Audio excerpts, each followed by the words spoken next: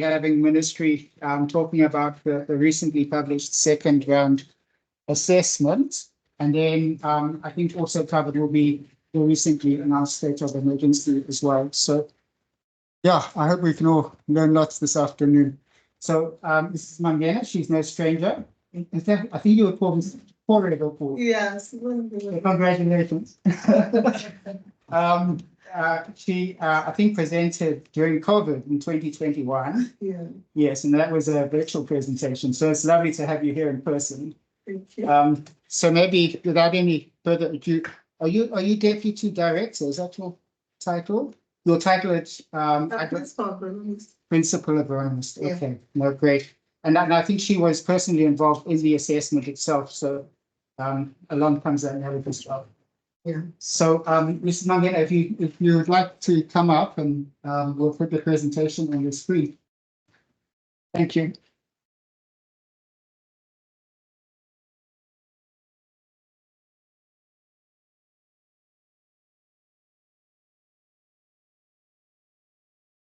Right.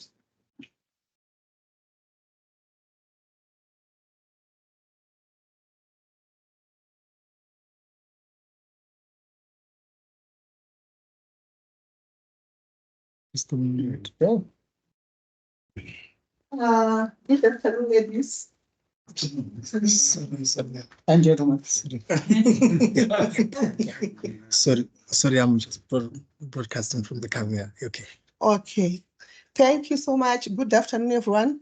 Thank you so much. I'm very sorry for keeping you waiting. My name is Sibongile Mangena Chikore from the Ministry of Lands, Agriculture, Fisheries, Water and Rural Development under the Arts Directorate. So I'm going to take you through the results of the second round crop and livestock assessment. So I think everyone is able to see what is on there. So I think there are about 4 aspects, maybe before going into the actual presentation, but I think I will not spend much on this. So as the ministry, when we are looking at the hazards which can affect us and also how we can do it, there is need for a multi-hazard approach. Then also there's the issue of effective governance and also the issue of institutional arrangements, which should not be overlooked. Then also involvement of the local community. Then also consideration of gender perspective and also cultural diversity. So we have got risk knowledge, then response capacity. So when we are talking about the risk knowledge, those are the aspects which we will be looking at, then the risk capacity, then monitoring and warnings, which are looked into, and also the dissemination and the communication. What are the actual actions which can be done? I'm not dwelling much on this one because we are not talking about disaster risk management, but I think I can just pass through then because we want to share the actual thing that we have come to hear from me. Then when we are carrying out assessment, these are the structure of the data flow. From the base, we have got the farmers. And the farmers, there are 3 million farmers. Some of you might be arguing with us that we have got about 1,800,000 farming households in Zimbabwe. That is very correct. We have got 1,800,000 farming households. But we want, when we are dealing with the farmers, we don't do with the households, but with the actual farmers.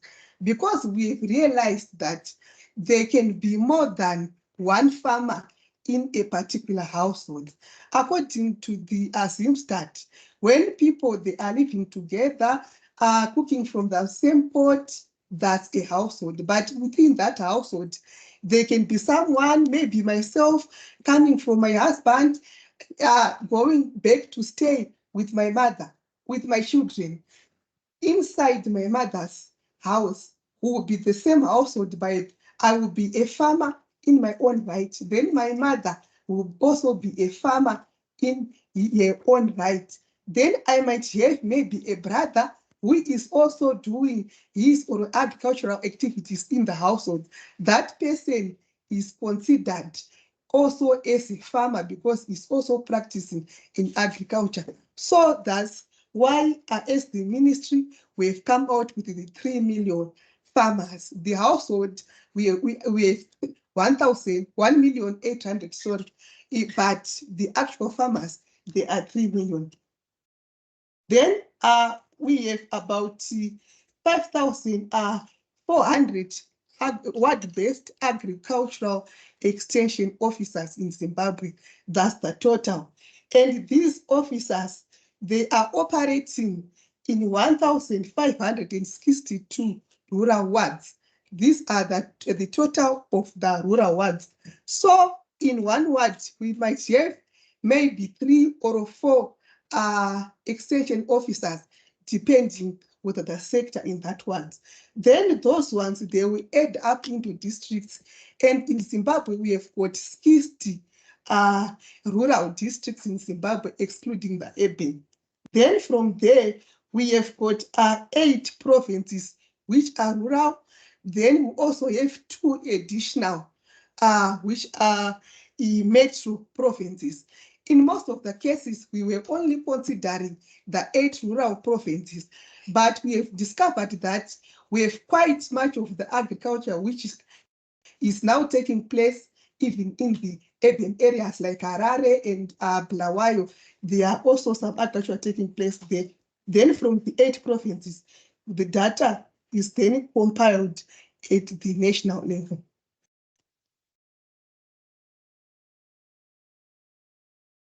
So I move on to the second round, CLAFA. Maybe some of you might be wondering, what is CLAFA? When we are talking about the CLAFA, you know, as the ministry, we are just a broad ministry. So the assessment will be for crops, livestock, fisheries. So it's for the crop, livestock, and the fisheries assessment. So that's the abbreviation for CLAFA. And we in most years, we carry out the first round when we'll be looking for the areas, then the second one, which is the second round. Then after harvesting, we carry what is called the post-harvest crop and livestock fisheries assessment to really establish what we have estimated in the field is actually what was harvested. Then also we have to carry out a wheat assessment. So the second round was carried out from March 25 to 5 April. That's when this assessment was carried out, and there was this also the verification exercise, which was being done concurrently when the people were collecting data. The verification was also continuous, verifying the data at both levels, the district offices, the provincial offices, as well as the national offices. Then the final compilation at the head office.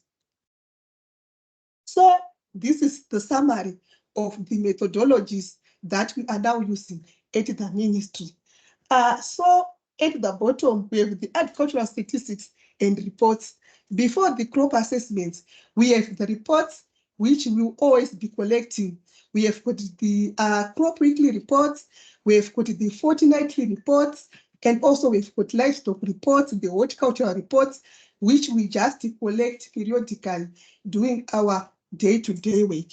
Then apart from that, we are also into remote sensing and the GIS, and we are not doing it alone as the ministry, but we are doing remote sensing and GIS with the assistance from CINSA. So we also consider this in triangulation. Then also we have secondary data from stakeholders. We don't work alone as the ministry. As you will be collecting data from the reports, we have the Tobacco Industry and Marketing Board. They also collect reports from the tobacco farmers. We have the COTCO collecting reports for cotton. We have all other stakeholders. They collect reports. If they are agricultural based, they share with the ministry. Then also we come up with the assessment, which was the traditional way of doing things when we have the word-based agricultural extension officers collecting data using the open kit data, the ODK, then that data being sent to the server. And during that collection, it's not our department only, but also the veterinary services is also involved. Then the meteorological service department, the dairy services, all those, they are also involved in the assessment. So I think this is just showing the farmers interviewed, the farmers interviewed, and also the satellite data where it was used, and also the stakeholder reports. Then we have the farming households. Though I will go to the implications of the season. I think we all know that this year it was not a very good year for us. We had an El Nino in the Southern Africa, which was believed that the epicenter of that El Nino was here in Zimbabwe, in this country. First of all, there was a delayed onset of the rains, then the erratic rains, and also the early cessation of the season. I think everyone has seen what has happened, and we cannot dwell much on that. Then I think this is on season quality, and this is the extreme dry and hot conditions which was experienced in the country. And as you can see that in those areas, they were the worst affected. Then this one indicating that prolonged dry spells, and some they were going up to 45 days. And we all know that if we have a dry spell of more than 14 days during the critical growth stages of the crop will be affected. But this year, some dry spells, they were prolonged for 45 days, 1.5 months without a single drop of the rain. Then we move on to the cereal requirement. And for the cereal requirement for the country, for the annual consumption, for both the maize and the traditional grain, our requirement is pegged at 2.2 million metric tons. We have 1.8. This is for the human consumption, and the 400,000 metric tons is estimated as that is cereal, which is required by livestock feed as well as for the industry. But so this is the amount. We come up after having the results of the census. Then we estimated that a single person was supposed to consume 120 kgs per year, and this was provided by Zimstat. So based on this report, I indicated that we require 2.2 million of the cereal. But according to the our report, which I will give the details later, we found out that the total maize production for the whole country was only 634,699 metric tons. This was the total maize production, and that of all the traditional grains included the sorghum, the pale millet, was 82,063 Then meanwhile the finger millet 4,000. Then also the 82 was for the sorghum. Then the 22 for the pearl millet. Then the other one for the finger millet. Then giving all the total cereal which we obtained as the country from all the cereals amounting to 744,271. So this is the cereal which we produced, and from our requirement of 2.2 million metric tons of cereal.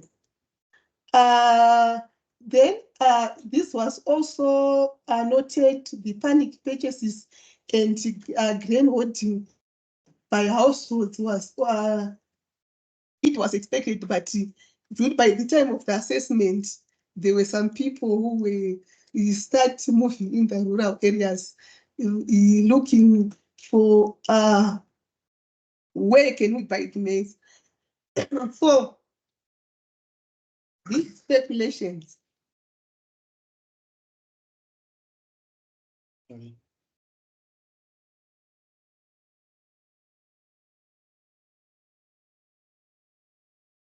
speculations can also lead to increase in cereal prices.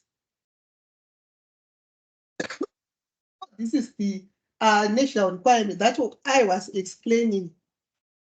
So the productions, what we require, and what we currently have, then and the deficit.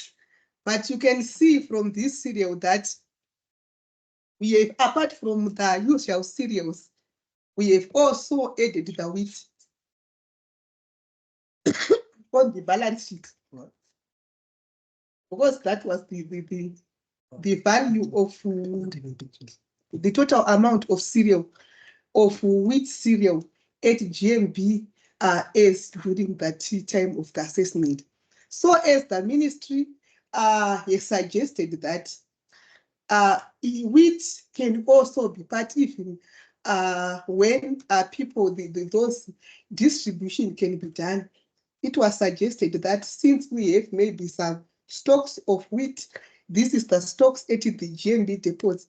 We also have stocks at the millers, then also stocks at the private players. So it was thought that since we also have this wheat, which is quite which is also high, because last year we had a bumper harvest of wheat, we can also include wheat in the food security.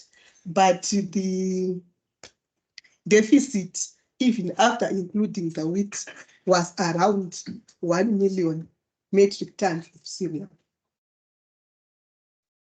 So I think these are the crops, the requirements, then the production which was produced, and then the surplus of or the deficit.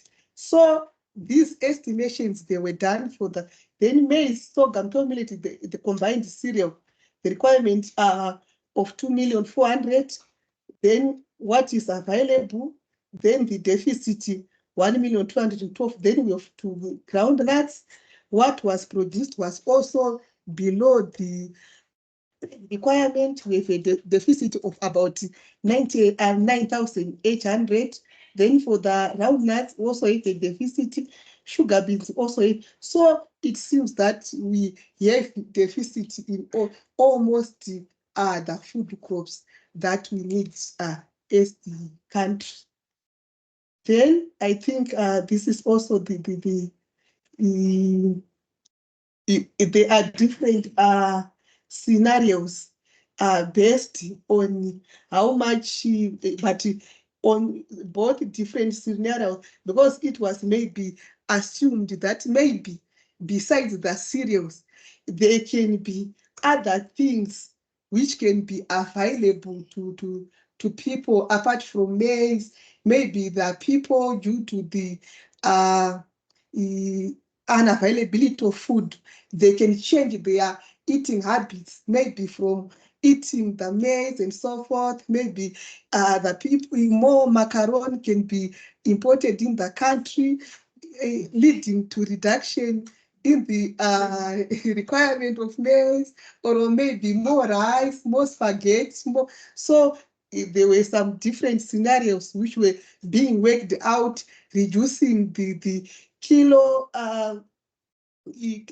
kilograms per month, which can be required by the people. But after every scenarios which people were thinking around, it was also assumed that even if we have other foods, we still need additional cereal to fill in the gap. Then these are the productions we have got for 2023 season, 2023-2024, this is this season. Then 2022-2023 is the last season. Then the 2021-2022 is the last season but one. So we will be comparing the growth rate compared to the last season. We found out that in all the crops except the African pea, that's the cowpea, that was the only crop which recorded some growth, but otherwise all the other crops, they were in the negative direction. Then I think you can see that person in that crop. There was a team which visited that maize crop, and at vegetative stage, that crop was very promising during the first round crop and livestock assessment, because we go to the same farmers and they said, if this crop received some rains, the farmer is going to produce something. Then 3 weeks down the line, during the second round crop and livestock assessment, that team went on and realized that the promising crop, there was nothing.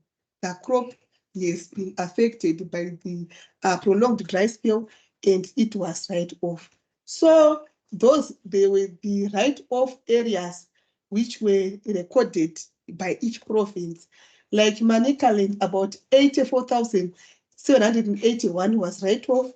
Mashonaland Central, 98,433 was write-off. Mashonaland East, so a total of 909,000 hectares were a write-off. When we are talking about write-off, we don't mean the reduction in yield. A write-off is when you cannot harvest even a single crop from the field. Then if there is nothing which is coming from that field, then we can consider that that field is now a write-off. Then these are the NDVI, and the NDVI that is on the far left side. Then you can see that the NDVI is not that good. That map in the middle is the maize condition. Then that last map on the right side is the map which is indicating those areas which had some write-off. What is NDVI? The NDVI. Yeah. All right. NDVI, maybe I can give an explanation. That is a measure of the vegetation which is measured by the satellite. That so the satellite, they give you some images of the deviation from normal of the vegetative index. So it can be a reflection that if the vegetation is deviated from the normal, which was really supposed to be at that time of the year, then there can be some conditions like moisture stress, which have affected the. I'm not sure if I managed to explain in the layman, not in the layman's language. Normalized different vegetation index. Yeah. But I think I managed to explain it in the even some who are not agronomists and meteorologists, they've managed to get that explanation. Then we move on to horticulture. Horticulture was not normally affected by the El Nino because most of the horticulture is under irrigation. The effects of an El Nino will be felt this coming season because last season the horticulture was using the rainfall from the previous season. So not much was affected, but this coming season is the one which will be affected because there will be a depleted water reserves. So for the Irish potato production, it increased by 12%. Then the onion production increased by 6%. Then leaf vegetables increased by 9% compared to the previous season.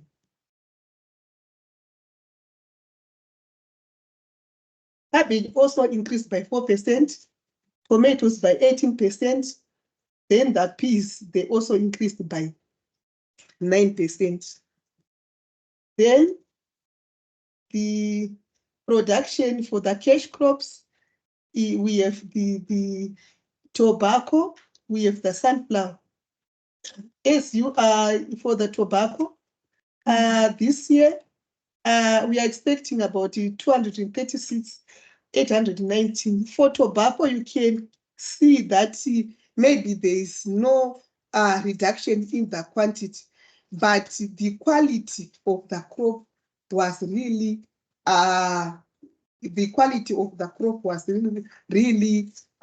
affected because from the results from TIMB, from the flows, they are saying that the quality of the tobacco for this year is quite lower compared to the quality which was received for the tobacco which was received last year in the flow. So this year we are, in terms of quantity, there was not a big difference. And most of the tobacco farmers, they start by irrigation. Even the smallholder farmer, they plant tobacco with water.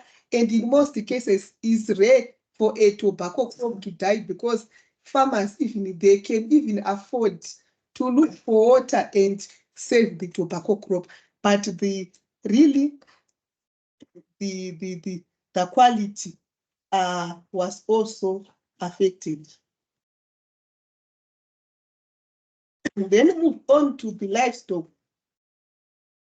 Then we had some losses which was reported, and it is estimated that about 9,941 cattle were lost. This is because the season was delayed, and the delay of the season, which means that more cattle were traveling a long distance to the water source. And in most cases, the dams, they were now filled with the mud and so forth. So the main cause of the deaths was due to shortage of drinking water. And in some cases, the boreholes, the water tables were now below. So with losses, and the most affected provinces were Matabeleland South, the Mangwe and the Bulilima districts, and we had Matabeleland North, Cholocho and Binga districts. These were the districts which were really affected by livestock. And you know that big river, Shangani River, now this season that river is quite dry and is quite a source of water for quite a number of the livestock farmers. Then moving on to the grazing and water availability, that map on the top is the grazing availability. And the red part, which means that grazing was enough at the time of assessment, was enough to last for less than 3 months. So as you can see from the map, then the yellow part, the grazing, was enough to last between 4 and 8 months. Then for the water adequacy, you can also see. So as you can see, about 47% of the wards, they will face critical water shortages after 3 months. That is a month from now, just after June, they are going to face water shortages, and only 12% reported that they had adequate grazing to the next season. Then only 24% of the ward reported that the livestock water adequacy until the next season, which means about 76% of the ward will face water challenges by the end of the year. Then we move on the fisheries statistics and what we have harvested. Those are the fish species. These are the actually fish production, the actually cultivated fish, not which are being kept by the farmers, and the actual tons which was harvested from 2021 to 2022, 2023. And our tilapia production increased by about 35%. Then this is the maize production by sector. Though it is very small production, but as you can see, about 34% is coming from the A2 sector. Then we have got about 32% coming from the communal agriculture sector. Then the peri-urban, they have contributed about 1% of the national production. Then this is the cereal balance sheet. Then we have the districts. So after using the populations for each and every wards and the districts, we came up with the districts which is cereal to last 0 to 3 months. So all the lists on the far left, they had cereal which was enough to last for 3 months. I think from April. So maybe now they have a cereal which is enough to last 1 month or 2. I'm not sure. Then from the 4 to 6 months, then we have those Zvimba, Mzarabani, Furube, they are only cereal to last for 4 to 6 months. But in most good years, Zvimba was one of the productive districts, but this year it was hard hit by the El Nino as well as Kwekwe. It was also affected. Then we have districts which had cereal to last 7 to 9 months. Then we have Bindura, Maso. Then throughout the whole country, we had only 2 districts with the cereal to last 10 to 12 months, which were Makonde and Goromonzi. And most of those cereal is not from the communal farmers. There will be just a few large commercial farmers producing that cereal. So you can see how serious this year was. Then after this, these are the recommendations which we put up as the ministry for food security planning to be expanded to the wheat crop this winter, so that we should capitalize in producing more wheat, maybe more maize in the low health. Then redirecting resources to ensure national food security, including supplementary grain imports. Then also encouraging farmers to sell available grains to GMB by offering competitive prices. Then also allocate about 130,000 metric tons of surplus wheat to strategic grain reserve. Because last year, I think it was one of the historic year where we managed to harvest about 465 metric tons of wheat. So it was suggested that if we can move about 138,000 of the wheat, then we move it to the strategic grain reserve. Then Cabinet is recommended to approve the winter wheat syrup production plan.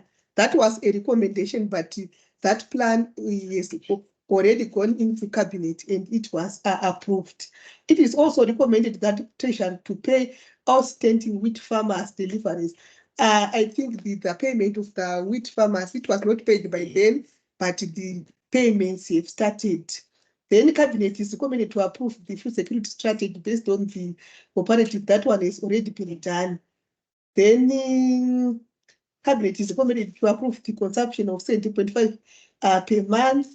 That one, the last one, I am not sure, but the first three, there were recommendations at that time of but I think the first three, I'm quite sure they've been actioned upon. Then also there was this recommendation on the duty waiver on importing potato seed and rice, because the potato seed will also increase production, even the importation of rice. Cabinet to further recommend to approve grain maize imports for stock feeds, GM maize imports for stock feeds. That one I'm not sure, but there was this recommendation that if the GM maize, the GMO maize is imported as for stock feeds, it should not become as maize, but it should have some supervised milling, then going to the millers as grain, not maize. Then private sector imports of white non-GMO maize to be unlimited. Then cabinet was further recommended to allow household imports of maize, rice, and cooking oil duty-free from the 1st of July 2024. Then also another recommendation was to reactivate the grain mobilization committee to monitor private sector imports and household imports. I think that's all I have for you. Thank you very much. Mhm.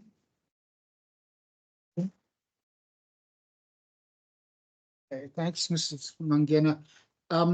We were also hoping to hear a little bit about the state of emergency. And what does that mean practically? What activities is ministry doing since we're now in that state? All right. Mostly when we are now in the state of emergency, it's not the ministry which will be, of course, will be part of it, but like His Excellency has declared the state of disaster. Then, if it's now the state of disaster, it's no longer handled at the ministry level. It will be at the civil protection, the Department of Civil Protection, and more departments will now be involved. From our side as the ministry, in terms of response, our response will be mainly maybe producing something more for the people to eat, but from the other departments like social services, mobilizing some grain for distribution, then all the Ministry of Finance, importing much maize and so forth. After the declaration of the disaster, it will not be the maybe of the minister alone, but it will be the whole of government approach, working together to have those. Okay, so who coordinates that? The Department of Civil Protection. Civil Protection. Yeah. Okay. All right. Thanks, Mrs. Mangena. So I don't know. But there's a question there. Is there any engagement with non-government organizations or organizations to help with bringing forward any food sources? Yeah, but as I have said, is that it will not be the ministry, it will be at the government level. After we have realized that we now have this issue, which was beyond our control. We further, apart from that technical, we now have the ministries now which are responsible for disaster response and so forth, which is now being chaired by the Minister of Local Government. Now mobilizing the resources, having different committees and so forth and so forth. Yeah. So before you ask a question, could you wait for Tony to get to you so he can give you the mic so that the online people can hear? So can you move over, Tony?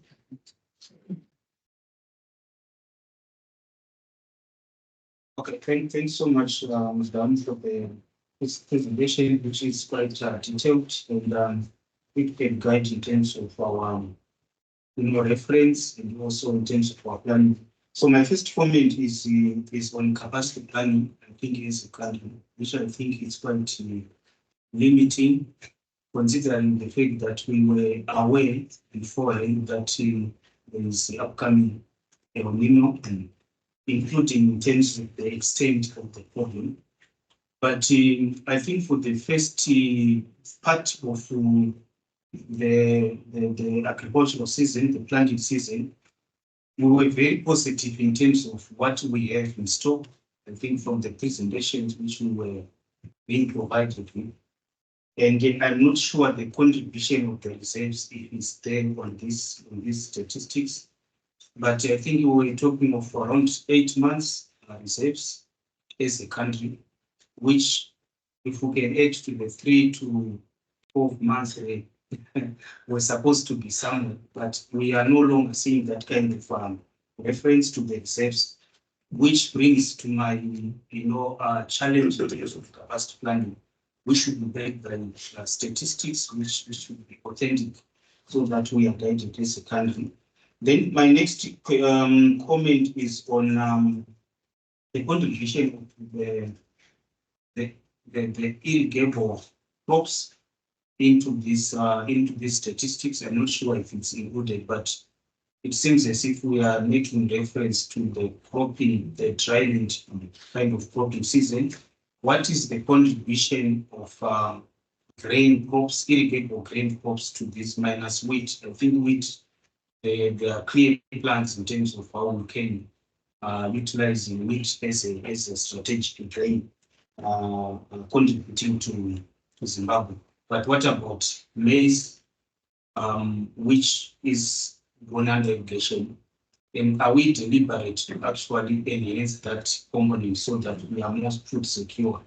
But more importantly, I think the other issues on the reduction of the irrigation costs, because the cost of production to stimulate interest by farmers is too high for farmers or smallholder and those that are in A1 and 2, which may limit production, grain production under irrigation. Then maybe my last comment is on just a moment. I think water. Do we have plans in terms of increasing potential for our watering of our crops? I think Zimbabwe is very privileged to have prime land. Other countries do not have such a privilege, but they are food secure. How are they doing it? Because we seem to be frustrated because of the season failure, but other countries, they are not even depending on agricultural season to survive, which brings to my challenge in terms of capacity planning. I think we need to reconfigure our reality to say, what do we mean when we say food security? Is it about only land, or we can do something else? Thank you. Do you remember all the questions? Yeah. There were comments, but I think I will try to respond to some of them. I think the first issue on the strategic grain reserve, we have a parastatal which is responsible for that, the Grain Marketing Board.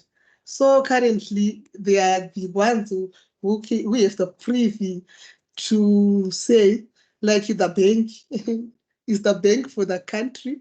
So they are the ones we have the money to say, this time we have put so much in the account, so much has been withdrawn, and so much as the ministry we produce.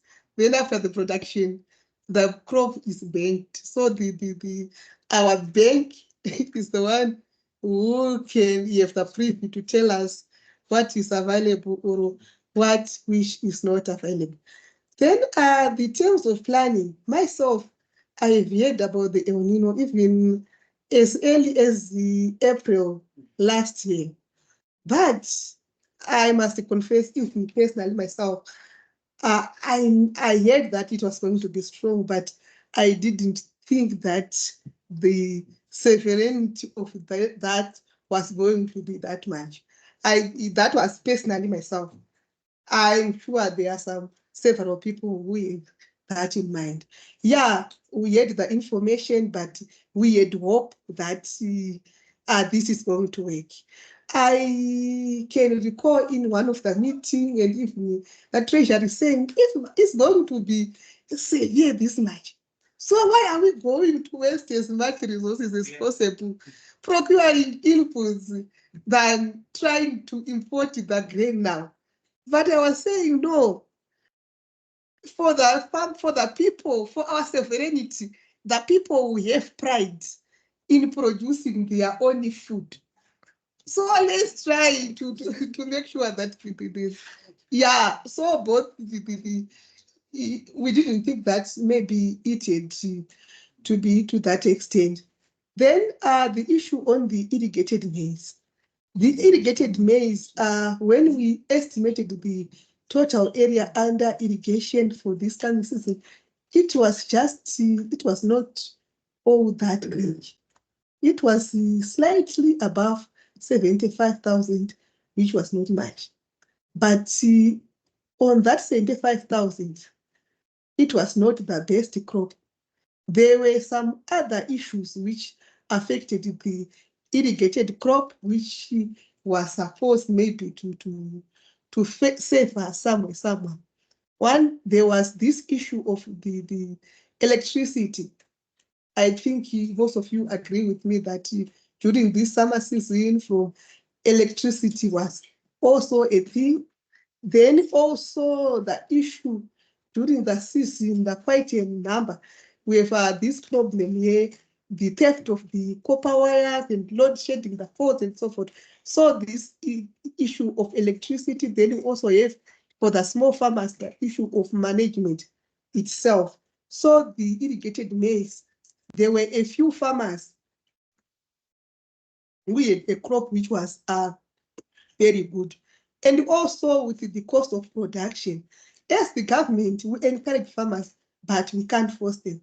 Even the farmers, they got some irrigated maize. The farmer can say, no, I can put just here this small piece for maize. Then the other things I can put any other enterprises because it is his or her own piece of land. I'm not sure which other question. I think you mentioned. I think you did very well. Can I just ask you one question? Using my privilege of being here. So I've heard that La Nina is coming this year.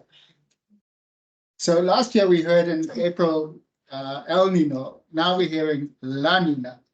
So have you heard anything about preparations for that? Because we can expect the worst, I think, because the weather is becoming so extreme in Zimbabwe. So my question is, have you heard of any preparedness taking place on that one? Yeah, I think we'll start to be preparing for that.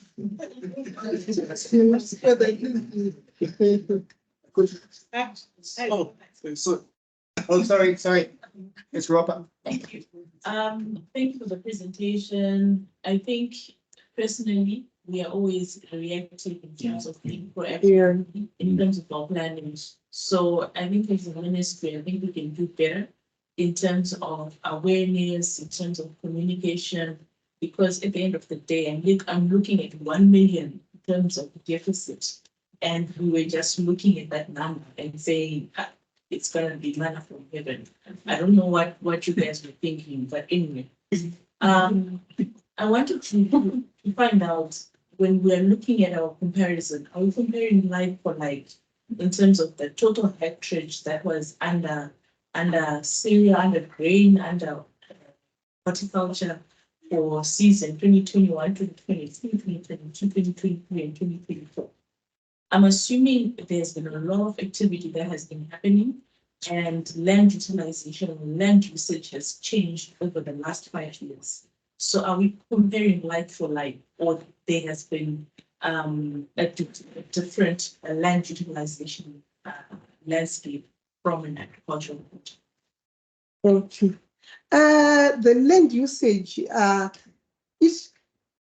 has not changed like for maize. For other crops, yes, but for maize, I think for the last 5 years, it can be go up slightly there, but it will be around 2 million hectares, plus or minus 2 million hectares. This year, it was 1.8, which was planted. And from that 1.8, then about more than half of that was a complete write-off. And that the other one is drastically reduction in yields. In terms of utilization, in terms of maize, is still at the same, but other crops, there's quite reduction.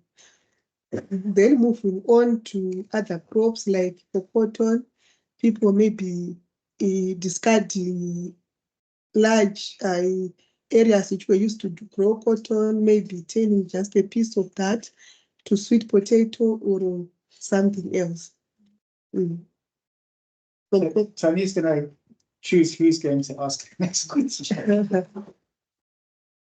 Thanks, Tony. I wanted to ask about irrigation. I know there's a large irrigation development program being done in partnership with the government and IFAD. Yeah. Has that changed the area under irrigation? And did we benefit? And how much has that contributed to increasing area under irrigation? I know you said that the maize under irrigation was not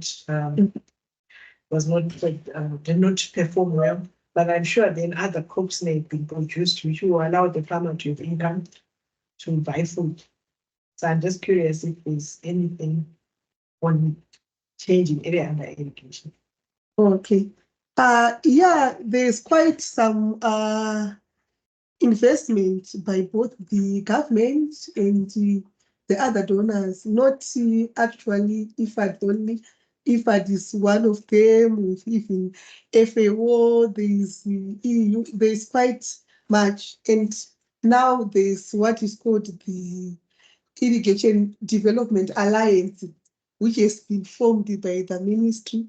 The irrigation area is quite improving. I don't have the statistics by now, but at the same time, after the establishment of irrigation, there are also some challenges which are at the same time irrigation area is improving. Then there's also some challenges in the middle of the season. Then the transformers, just some issues with the transformer. The cable has been copper cable has been stolen. This maybe 500 hectares not able to be irrigated. So there are some various issues both at operating and so forth. Yeah, to the extent that some farmers, they've now resolved maybe replacing all the copper cables with the aluminium. Yeah, the area is increasing, but the functionality at one place. Then also have the increase in the irrigation, but at the same time, we are also have some areas which we are having large development, like the blueberry industry, which have just increased drastically, which means that if we had some area which was being used for, but it has now been converted to the plantation crops, we have the blueberries, we have the macadamia.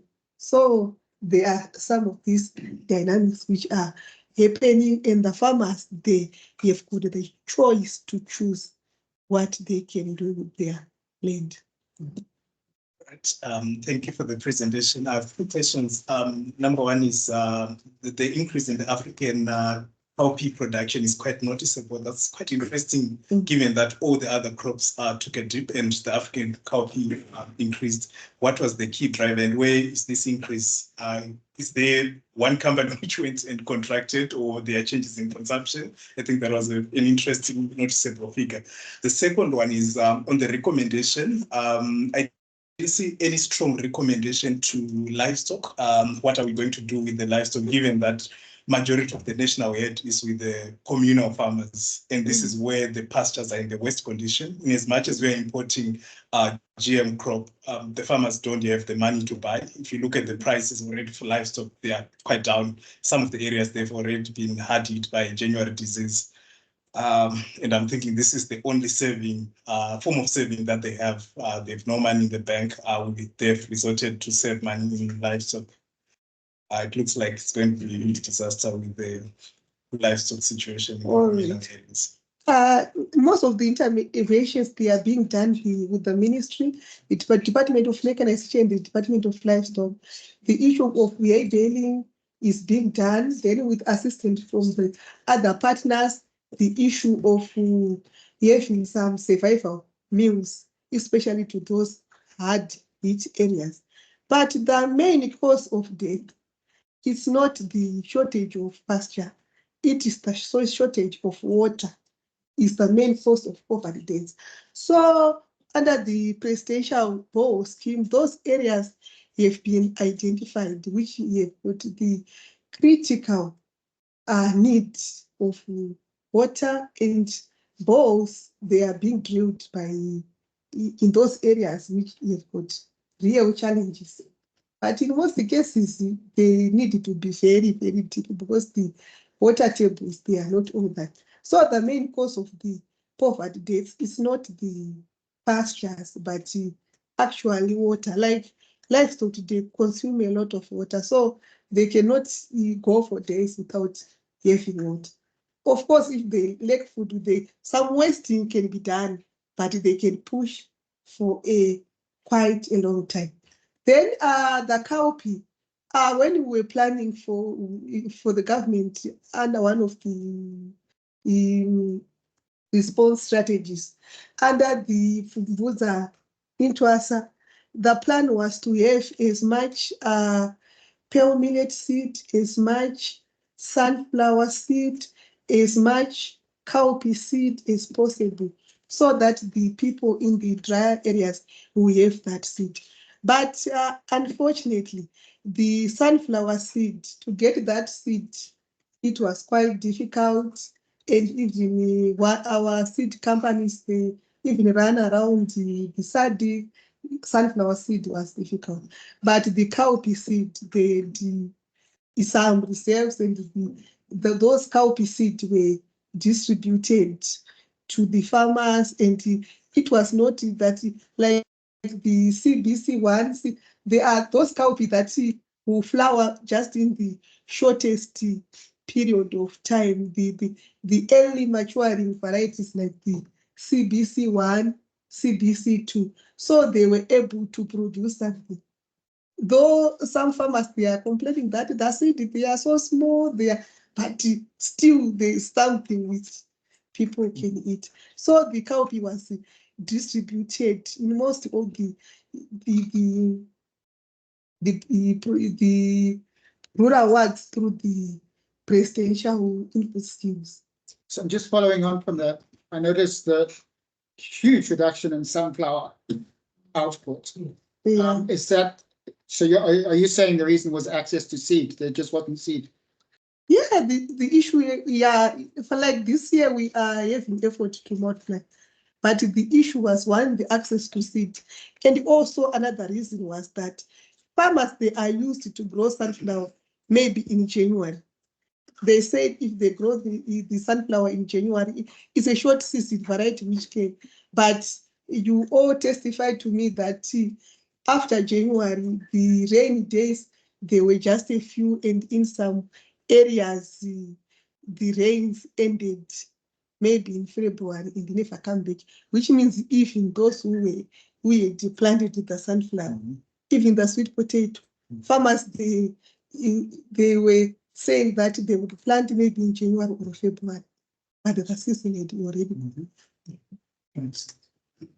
Thank you. I think it's very interesting. I'm just wondering, visiting Zimbabwe in the region, how did we compare to our neighbours in Zambia and Malawi, Mozambique, South Africa? I mean, normally we can rely on buying from neighbouring countries, and I heard Zambia's also had a tough time and put export restrictions on. So I'm just wondering, was everyone facing as dire a situation as us? I'm not sure, but according to the scientists, the meteorologists, they have indicated that the epicenter of the El Nino was here in Zimbabwe. But those countries like the neighboring us, like Malawi and Zambia, I am not sure about their situations, but they declared that disaster before us. They were already in the disaster situation before us, and they declared the state of emergency. I think we saw some of those figures in a forum a couple of months ago, and we can share those resources.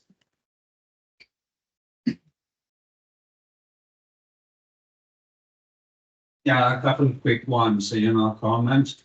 I think we should move away from calling this El Nino induced. And, El Nino is a natural phenomenon, but it's not natural that it looks the way it does now. It's climate change.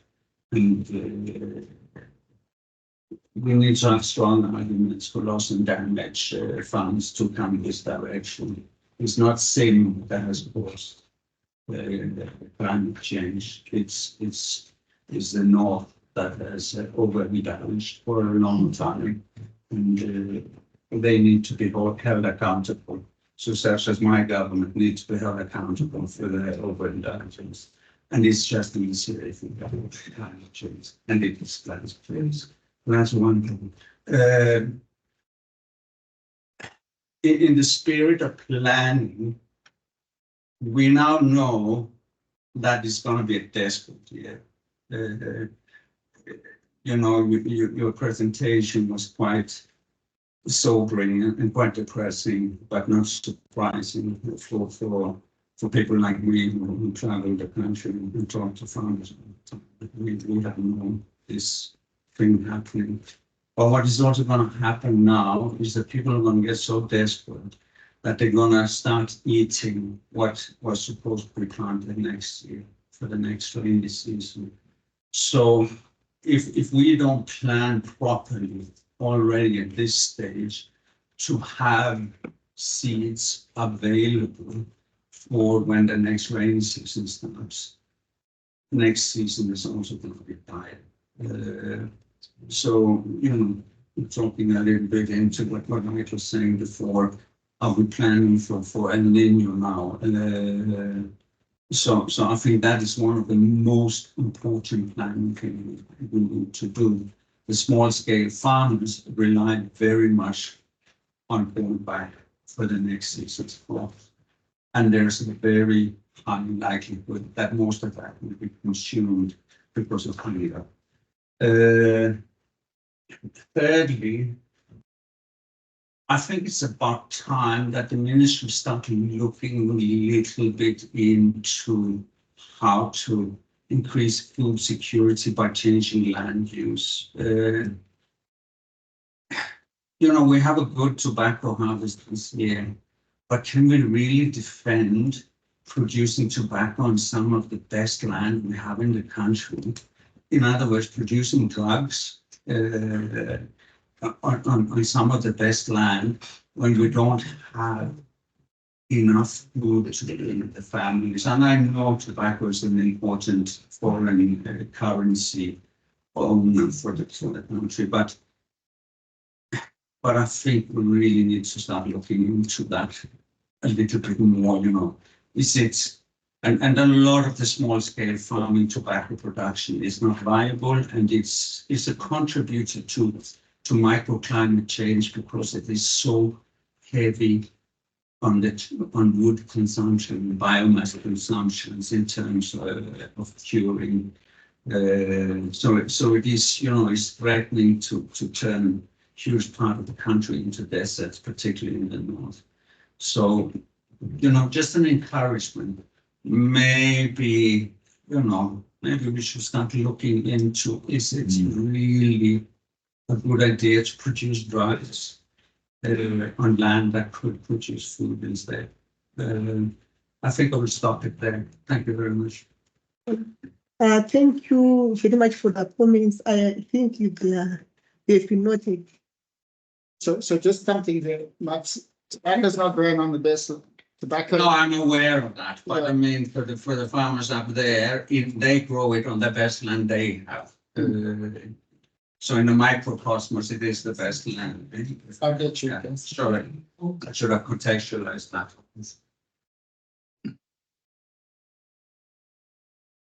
Very much, Bill. You mentioned that for livestock, what is really important is the data. And we did a lot of stuff. I thought like although you touched on it was very high level, but there was things done at no specifics, but we are seeing a contraction in the market. We're finding that a lot of our small scale farmers were into broiler farming, pig farming, even who had ventured into goat farming, which is quite drought resistant, are coming and they're downsizing. So it's not just the cereal that's been affected. We spoke on a level about the I think region flat, mostly the southern region where there is the beef farming. But I feel like it's just sort of like, yeah, we're going to drill boldly. I feel like they actually have done the consideration that the problem is it's real, and when we go out there, we can feel it. And it would be nice if we can understand it. I know the southern region many years ago when I was young, people were talking about some lazy water project and it just fizzled out. But it's like things like when you say it's reactionary, and it also feels kind of flippant, especially when you're at the forefront of the problem. Yes, there's the business side of that. You almost feel like when you see them downsizing and they're taking themselves to a certain level, you almost feel broken almost. When you say like this branch is no longer viable, and it's happened in the space of like 6 months. Should we keep it running? What are we supposed to do? And we've got a relationship with the farmers, and there's no plan whatsoever. I would like to have an understanding of what is being done around water in those areas.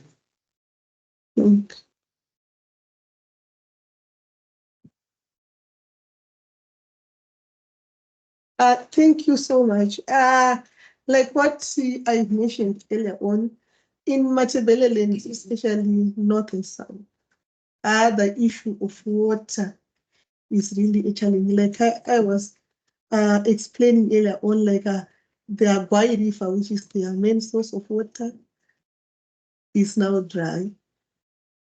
And also some other rivers, the Mangwe area, and so forth and so forth. Yeah, the plans they are there. The livestock plan, which is being headed by the LPD department, but I heard that there were also some committees which were formed in the two provinces, as spearheaded by the provincial ministers, to make sure that some of the issues were to be actioned upon as soon as possible. But now I'm not in the picture of what has been done so far, but I know there are some committees which have been assigned to work in those areas, because very, very true, the Matabeleland provinces as well as the southern parts of Neglect. Yeah, it's really bad in terms of the water availability, both for the livestock and also for humans. And the boreholes are drying up as well. Mulunga, 25% of the boreholes are drying up the last 3 months. 25%. Question about Hi, thank you, and thank you for your presentation. It was quite telling. And so good, as Mas has said. Whenever we're faced with a disaster, we need to look at what is within our control and what is outside our control. And you mentioned that you don't have much control over what farmers decide to farm because the farmer will just choose whichever crop they want to pick, and there's a move towards blueberries and macadamia. But I think a farmer is motivated by profitability on his farm, and there is need for the government to look at the SIs that they've put in place that have really placed grain crop farmers at a disadvantage when they look at their profitability and sustainability. As we get into this 2024-2025 season, they definitely need to look at what mechanisms that the government is putting in place to forge food security within the country. And that's one thing that's not under our control. Also, it was quite concerning to hear you say you thought that in the 2024 and 2022-23 season, if I'm not mistaken, we had a surplus of 8 months. That speaks a lot of the handle or the level of management and foresight that we have as the ministry on the whole value chain of agriculture. Our numbers authentic, our figures are audited. Do we know what we're harvesting, what is coming out of the land before we hand it over to GMB? It's another case that the GMBs are purchasing grain from farmers that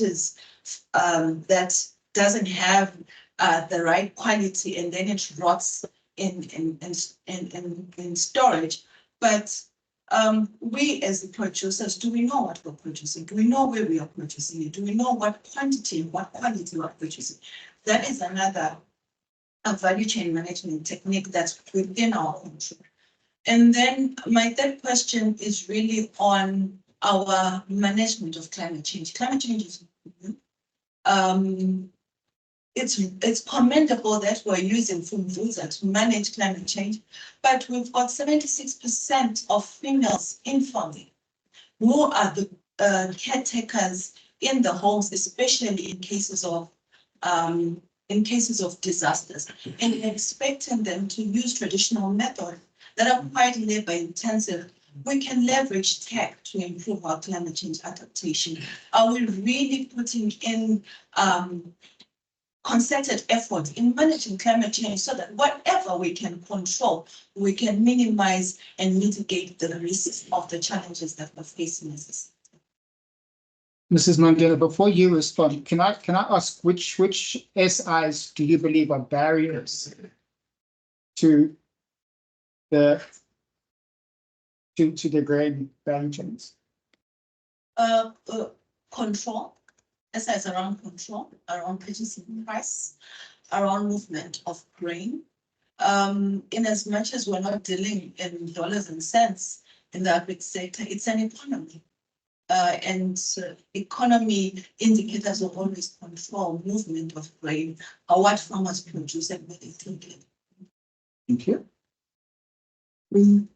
Maybe some of the were comments, but in the issue of the purchasing and the movement of grain, I think most of you were aware that as of from last year, if you were able to, you have financed the farmers with the crop, or you were not restricted to buy from those farmers.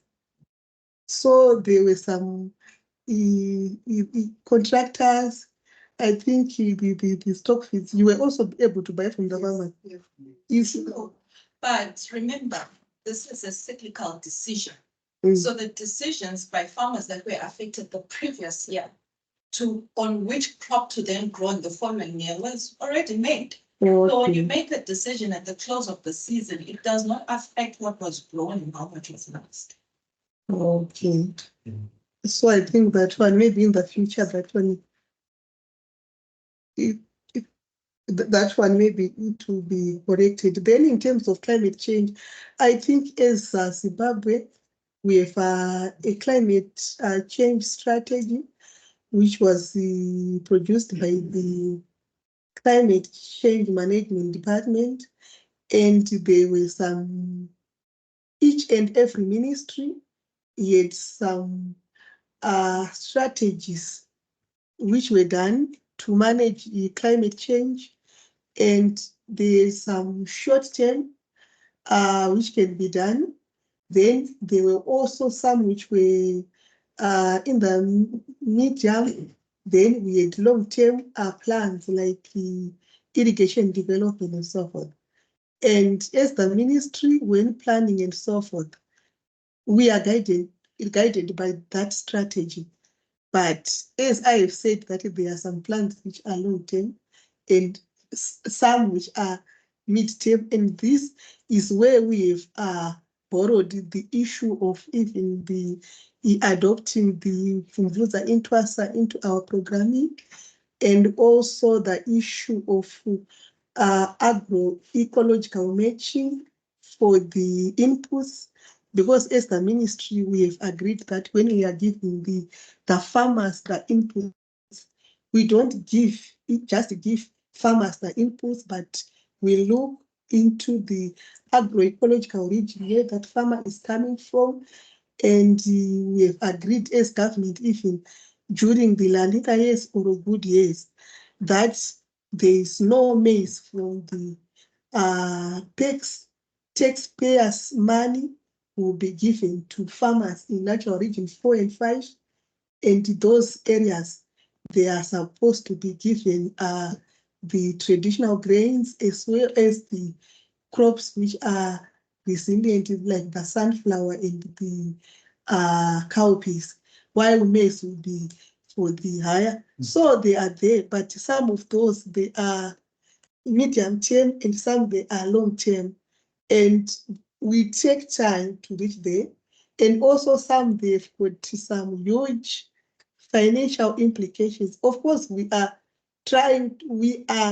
doing those strategies, but some of them, they cannot be just implemented overnight. With time, I think we can reach them. I think there's someone. I'm just picking up on something that you said. You said in the La Nina, and you combine that with a good season. I'm terrified of La Nina. I don't know that it's going to be a good season. I think there's going to be just too much rainfall. Yeah, thank you for the opportunity. My question revolves around land utilization, sort of building upon the gentleman and the lady in red's comments earlier, which I think they were trying to talk about. How is the ministry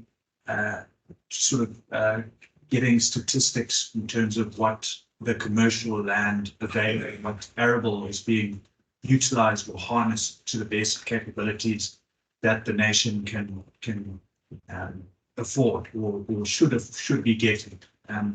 Is the ministry conducting censuses to say that certain farming districts are being utilized for the best capabilities that they can? My question is based on the fact that I think Zimbabwe as a whole has a lot of arable land that might not be utilized to its best potential. If you look at South Africa and Zambia, where we tend to import grains from traditionally over the last few seasons, they tend, obviously this last season is nothing to look back at because of the El Nino effects and climate change effects, but they tend to be on a stronger growth line in what Zimbabwe does, and I think that needs to be looked at and certainly studied. Okay, thank you so much. I think as the ministry about 2 years ago, we have introduced what are called the production return forms. I think if there are some A1 or A2 in here, we have seen those forms. Are there people who have seen those, the production return forms? That's the Yeah. So on those forms, they are done by the extension officer and the farmer.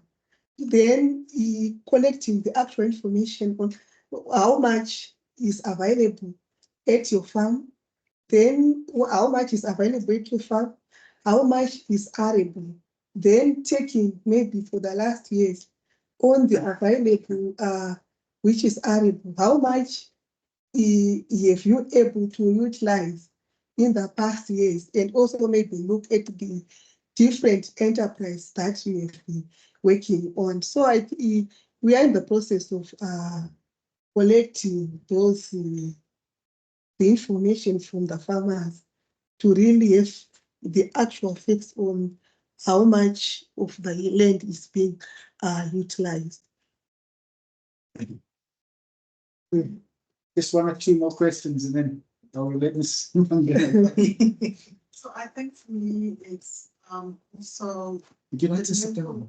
The level of the private sector, this being a market building association, the level of engagement with any value chains, I think is it's not very good. So what basically happens here? This is natural from a business perspective. I mean, don't just like from like a radio perspective.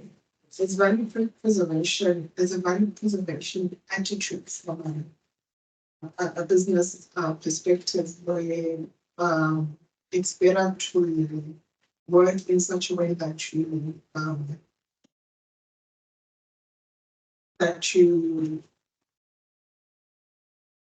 make sure that your company survives the next season.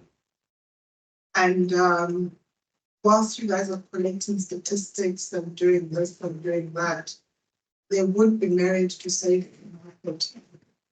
what do you need for your sector or for your company, and what can you fund? I don't think you can do anything on your own.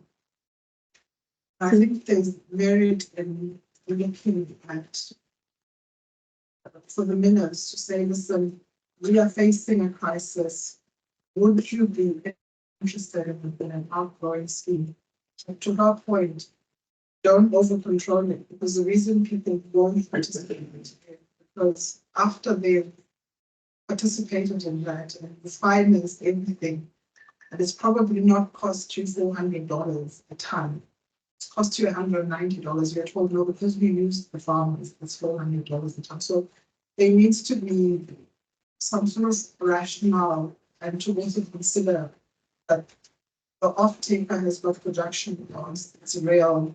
And if I've got a landed cost from South Africa, from Zambia, which is working out $330 with $340 a ton, so say there's a serious mismatch if they're going to ask me to say, help the local producer, but your off-take price is $380 or something. I think we should ourselves in the foot, because that same money that is being used to water grain would help irrigated land that you're speaking about.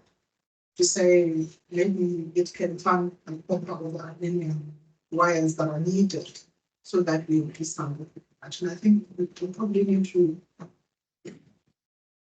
I don't think there's a lot of trust between. Well,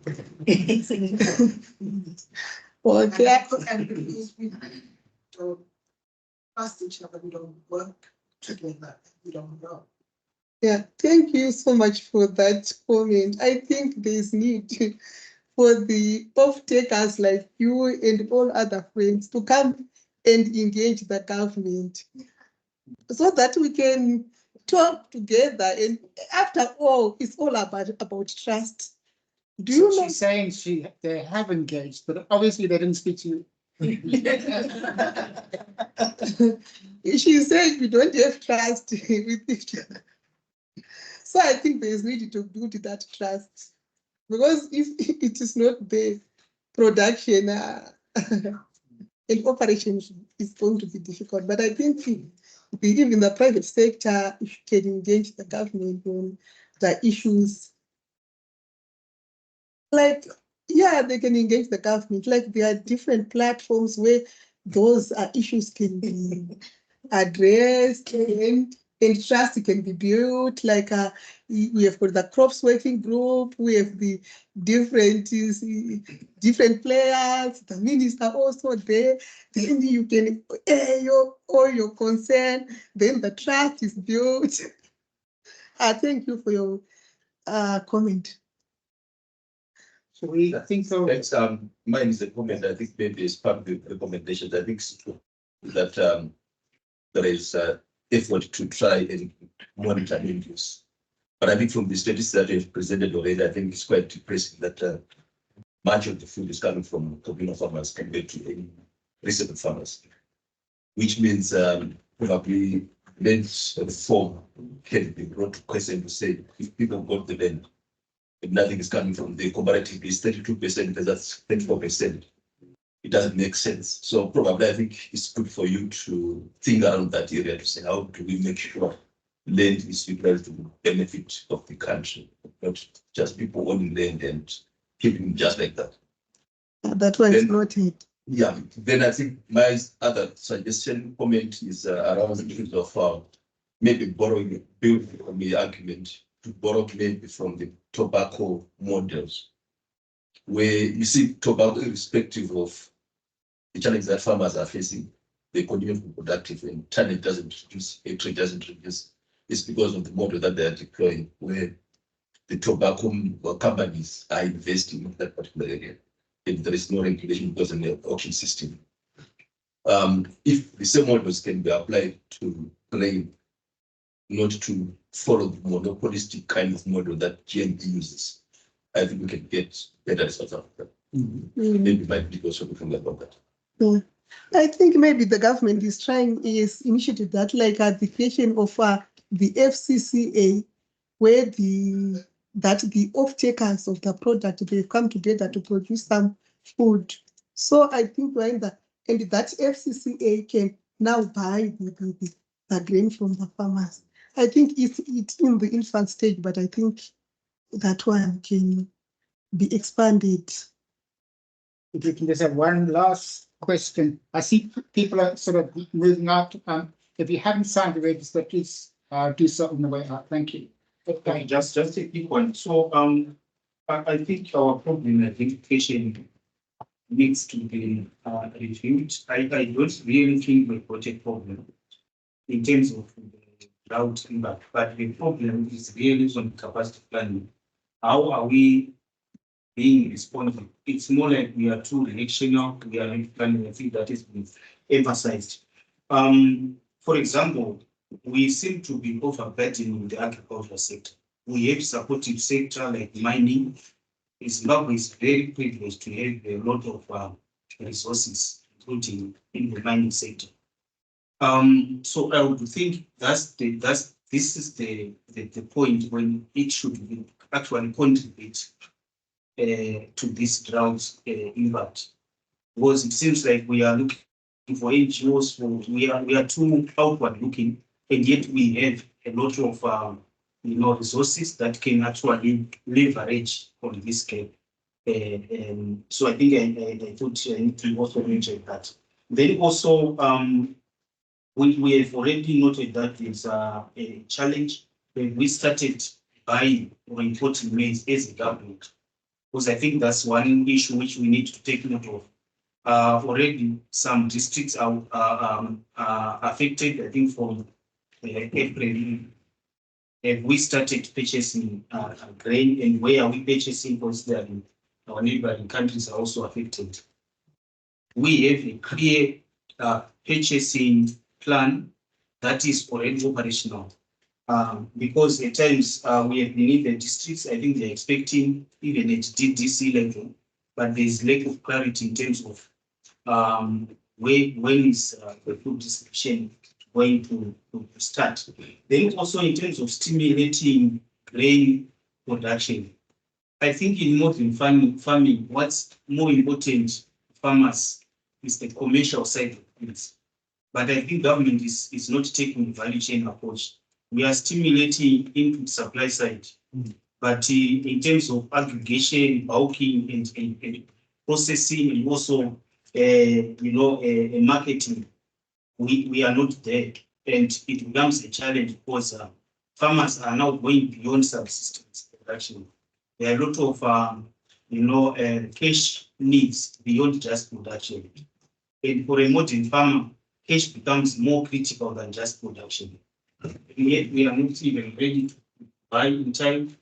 You were referring to the which HS plan is to a plan and a commitment. but the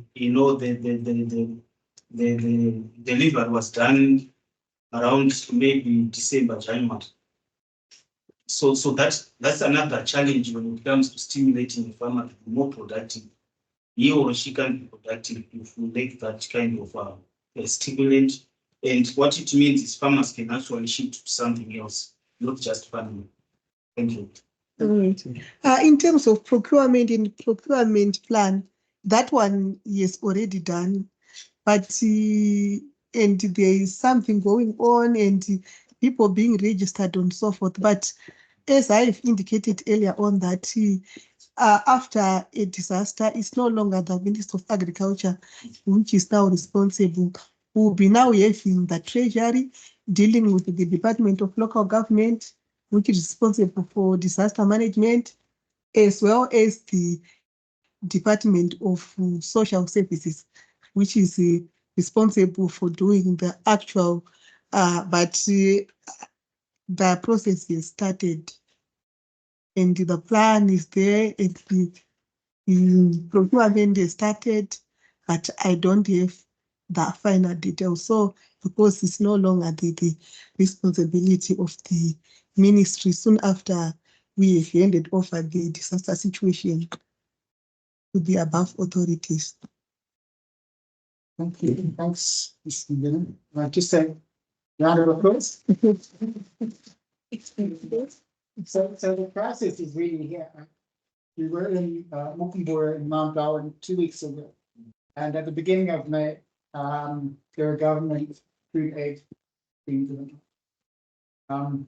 At the time, we were supposed to have peak harvest. So I think we remember that dire looking map where we saw food insecurity, 0 to 3 months.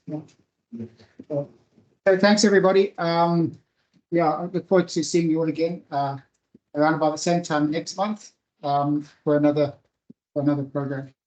So safe travels.